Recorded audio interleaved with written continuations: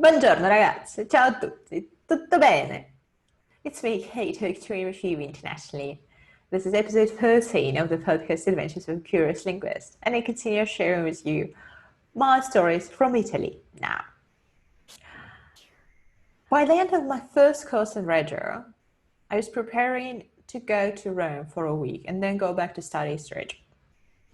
And the situation at that time was quite uncertain because for some reason my flight from Reggio to Rome got cancelled and I couldn't get a refund straight away. So I had to spend no money on my flight to get there. And I was feeling quite nervous. Also, I didn't have anybody in Rome. And Roma, if you remember the guy from previous episodes, still didn't show up. He didn't get in touch, even though he knew that I was about to come to Rome here in those days. Nothing. So I felt a little bit, well, desperate maybe, because I was not sure how I would go around for a week alone there. Then suddenly, my Serbian friends changed their mind. They were supposed to go to Sicily after finishing their course, and then they decided to go for a few days to Rome. So it was exactly the same days when I was there. That was amazing, but still, first days I was supposed to be alone. And imagine how crazy it was that on the day of my flight to Rome, just exactly on that day, in the morning, Roma wrote an email to me with his local number.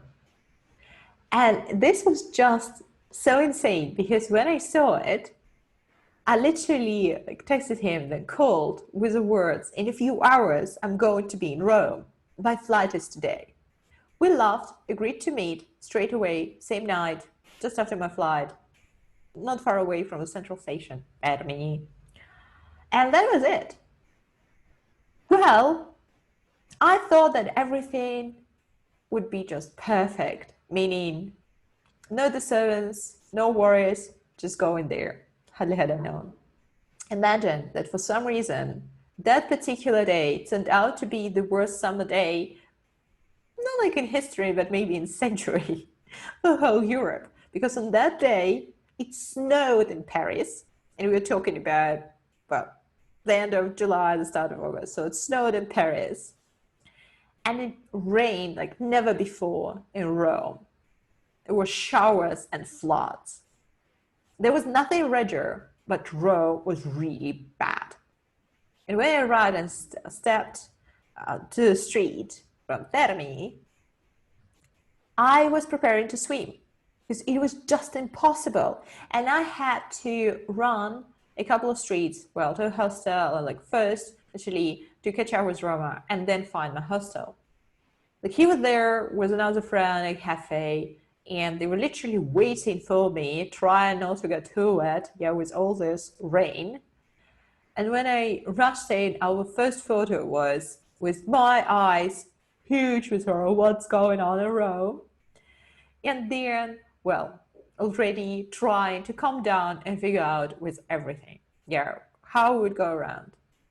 And I must say that the weather was so unpredictable that the next day, when we already go inside seeing Fori Romani, all those places, I almost fainted from the heat because it was over 40 degrees. Oh gosh, don't go to Rome in the summer.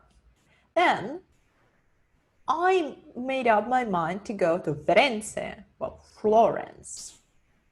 Here was a trick. I was going alone. My Serbian friends were coming to Rome the next day, so I was preparing. I wanted to go to Firenze and then spend some time with them around Rome. And Firenze was something special for me because that year, the course of cultural studies, I learned a lot about the Renaissance, and I loved Giorgio Vasari, like his works and how he described all the painters of the whole Renaissance period. So I knew a lot about it, and I wanted to touch it with my own hands. Where? In Firenze. Oh, how unfortunate was my decision. That was my only ever trip to Firenze. I still haven't been back there. I need to go, but it was the worst ever, the worst trip ever. Why so? As soon as I got to Termini, It was my first trip on a train, like proper train in Italy. I noticed that the binary, so the platform, got changed. And it was like Harry Potter style. There's 9 3/4 here. I couldn't find my platform. And it was 5 minutes the first time, and I still couldn't find my platform. Finally, somebody rushed to the same train. I followed that person. I hopped on, and then I realized that I had to stamp my ticket because in Italy there is a stamping system. Well, in some countries as well, but I wasn't used to it. And guess what happened? I tried to report this. I was told like to couple, like to the driver, but it was just impossible to reach him. So I sat in my place, and when the conductor came, maybe in an hour and a half, I tried to explain to him in Italian what happened, and he didn't believe me, and he decided to write fine for me of 50 euro. And I just got terrified because my cash, I had only cash. I didn't have at that time like cards or anything. So I had cash, only 60 euro. Because I wanted, yeah, to go to museums, all this, like to eat, yeah, to enjoy the whole day, and then go back to Rome. And then when I refused to pay it, I said, okay, so you need to get off here, somewhere in the middle. And it was a train that probably took, I think, around 4 hours here between Rome and Firenze. So it meant if I were to get off, I would be in the middle of nowhere and I wouldn't be able, well, to actually spend the day in Firenze. So then all the ticket money as well would be wasted. And I paid. And I was left with 10 euro coming to Firenze. Like I cried the whole time. Nobody tried to defend me on the train, nothing. They were just all watching.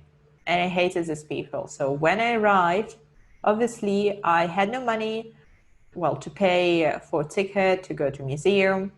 I got one of, I think it was Galleria Uffizi, so it cost like for students something like 3 euros or something. So I went there, I enjoyed the works of Vasari, I enjoyed the view, but I didn't see much. And I actually didn't have money for food, so I bought something like pizza, and probably that was the only thing that I ate that day. I had my ticket back the evening. I hopped on.